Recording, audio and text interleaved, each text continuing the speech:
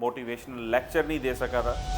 3 most important skills in sales, ability to emphasise with your customer.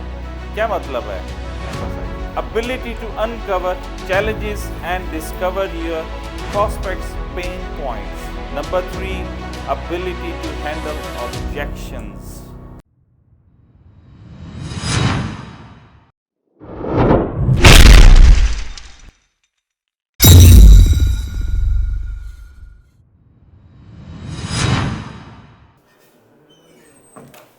बिस्मिल्लाहिर्रहमानिर्रहीम, अस्सलाम वालेकुम। बैठो बैठो बैठो, please please please. This is Shahid Chaudhary from Multan real estate और आप टीम देख रहे हैं हमारी यहाँ पे। आज हम क्योंकि बड़े दिन हो गए थे यूके के जाने के बाद, मैं कोई आप लोगों को मोटिवेशनल लेक्चर नहीं दे सका था, तो आज का जो टॉपिक है बहुत इम्पोर्टेंट टॉपिक है। 3 most important skills in sales. हमारा सेल का काम है, ये बहुत इम्पोर्टेंट स्किल्स हैं, आप लोगों ने इस पे तवज्जो देनी है और आप लोगों के लिए बहुत बेनिफिशियल्स हैं। नंबर 1 क्या है? Ability to empathise with your customers. क्या मतलब है एम्पैथाइज का? हमदर्दी। पहली most important skill, ability to empathise with your customer. आपकी एबिलिटी कितनी है जो आप कस्टमर के साथ, आपकी हमदर्दी कितनी है, ये चलें। एबिलिटी का तो पता ही है, सबको पता है। Second, ability to uncover challenges and discover your prospects' pain points. Number 3, ability to handle objections. देखिए स्किल्स बहुत सारी हैं, अगर हम जाना शुरू करें ऑन एंड ऑन, मेरे और भी आप देखेंगे व्लॉग्स, उसमें आपको ये चीज़ें मिलेंगी। सबसे बड़ी चीज़ है जो आपकी इम्पोर्टेंट है, ये मोस्ट इम्पोर्टेंट चीज़ है, हमदर्दी। एक ये बिजनेस की टर्म है कि आपने कस्टमर के साथ किस तरीके से डीलिंग करनी है अपने, वो आपकी अंदर स्किल, एबिलिटी क्या है, आपने उसको किस तरीके से, जैसे कहते हैं ना, मैं हमेशा आप लोगों को कहता हूँ no pain no gain, no pain no gain.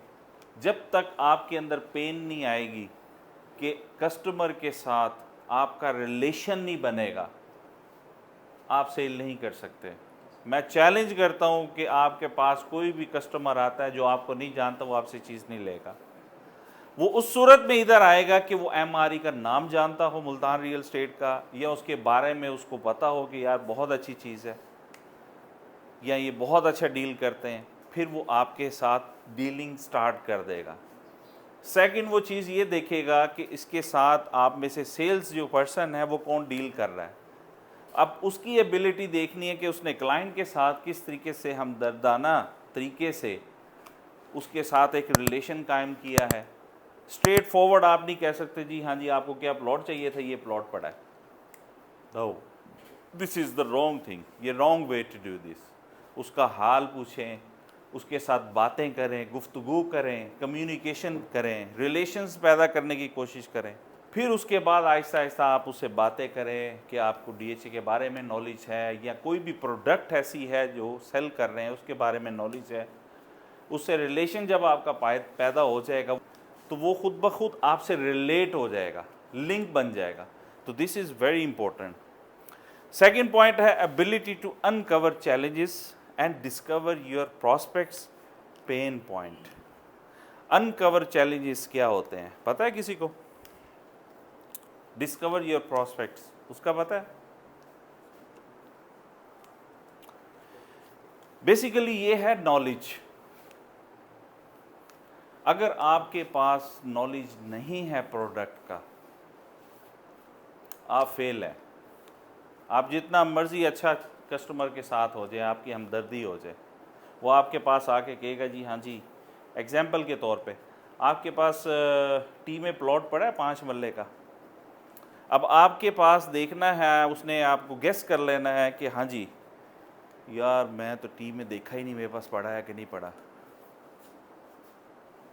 Uncover challenge आ गया आपके पास, आपके पास नॉलेज ही नहीं है। अब आप पंजाबी कहते बोंगियाँ मारना शुरू कर देती हैं तुसी, सर मैं देखदा यार आपके पास पढ़ा था प्लॉट, वो ज़रा बताना।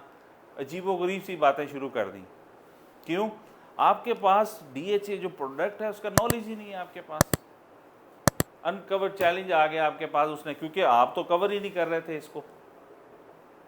उसको किस तरीके से डेल्ट करना है, जैसे मैंने हमेशा कहा है कि डिवाइड कर लें अपने सेक्टर्स को before you give false information. जी मेरे पास है, मैं देखता हूँ, डायरी ज़बरदस्ती उसको अपना क्लाइंट बनाने के लिए आप उसको फॉल्स इंफॉर्मेशन देना शुरू कर दें।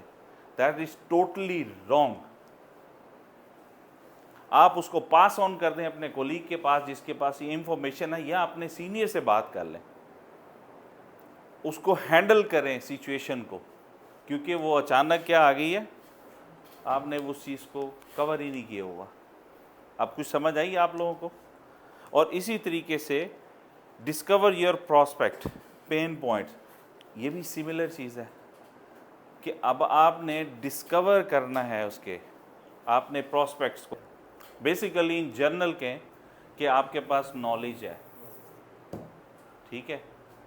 अगर वो आपके पास उस चीज़ का नॉलेज नहीं है तो आपके लिए बहुत मुश्किल हो जाएगी। This is the most important, जो मैंने आपको पॉइंट्स बताए मोस्ट इम्पॉर्टेंट ये हैं points. Ability to handle the objection. Objection क्या पता है? एतराज़ात। कितने एतराज़ात आप लोग सुनते हैं डेली बेसिस पे, रोज़ाना? है ना ऐसा? उसने बेसिकली सिचुएशन को हैंडल करना है, एबिलिटी है आपके अंदर। कितना मोस्ट इंपॉर्टेंट है पॉइंट, कितना मोस्ट इंपॉर्टेंट है ये भी पॉइंट, कितना मोस्ट इंपॉर्टेंट है ये भी पॉइंट। अगर आपके पास एबिलिटी है ही नहीं है कि ऑब्जेक्शन जो आ जाए, जो प्रॉब्लम आ गया, जो आपके पास एतराज़ात आ गए, उस चीज़ को हैंडल करने की, ये थोड़ी है कि आपने जी प्लॉट बेच दिया, बस उसको कह दिया सर ये प्लॉट है, ये है। अब आगे से उसके जो चीज़ें हैं, जो पॉइंट्स हैं उसके, वो आपके पास जवाब देने के लिए है ही नहीं कुछ।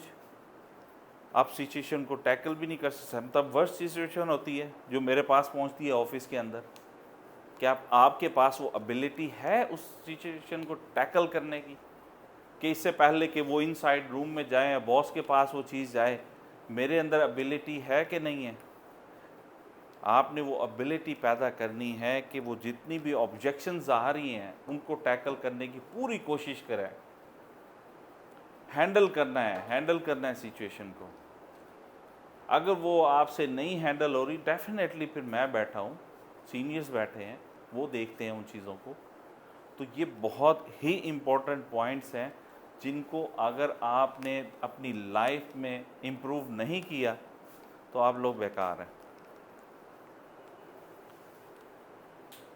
अंडरस्टैंड किया आप लोगों ने इन पॉइंट्स को? है ना ये हमारी ज़िंदगी के पॉइंट्स, मेन पॉइंट्स हैं, मोस्ट इम्पोर्टेंट स्किल्स हैं कि नहीं है? कि नहीं है? तो ये आप लोगों ने अपने अंदर ये चीज़ें पैदा करें ताकि आप लोगों के लिए आसानियाँ पैदा हों, ताकि आप इन चीज़ों को टैकल कर सकें, ठीक है। ये बहुत इम्पोर्टेंट चीज़ है। ये था आज का टॉपिक, बहुत इम्पोर्टेंट था। अगर मुझे समझाने में आप लोगों को दिक्कत आई है तो कोशिश करें आप लोग भी बुक्स रीड किया करें, लोगों को सुना करें, जो सक्सेसफुल पीपल हैं उनको सुना करें, अंडरस्टैंडिंग होगी। अगर आप आके लाइव इधर बैठ के सीखना चाहते हैं, you are more than welcome. MRE आपको वेलकम करती है। अपना ख्याल रखें, दुआ में याद रखें और हमारी टीम को भी अपनी यादों में रखें। अस्सलाम वालेकुम व रहमतुल्लाहि व बरकातुहू।